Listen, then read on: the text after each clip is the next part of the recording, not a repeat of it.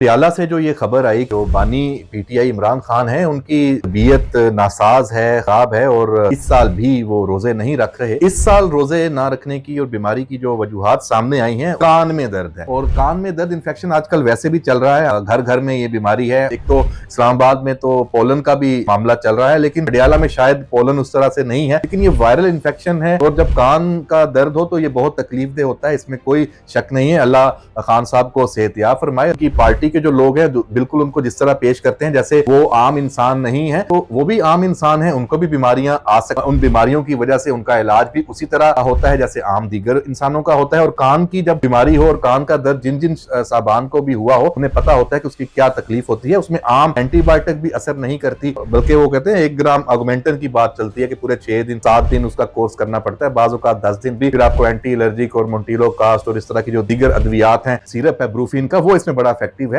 कान के दर्द में, खास तौर पे गोली की बजाय। इसमें ये जो तिब्बी मायना जेल में हुआ है, पीम्स अस्पताल के 4 रुकनी डॉक्टर्स की टीम थी, अडियाला में गए 1 घंटे तक नहीं, वहां पता चले कि फिर उनको भी उन्होंने कहा हो कि मैंने ये खत लिखा है और वो खत लिखा और इलाज मुआवजा है वो 2-4 मिनट ही हुआ हो। राय बता रहे हैं कि जो शुगर लेवल है और जो बीपी है, ब्लड प्रेशर, वो नॉर्मल है। ब्लड प्रेशर का जो नॉर्मल आना वो बड़ी बात है। और इन हालात में खास तौर पे आपको हर तरफ से मायूसी ही हो। आपको याद होगा पहले भी उन्होंने एक बात की थी कि बाहर सब गुडी गुडी चल रहा है, बाहर तो सब गुडी गुडी चल रहा है।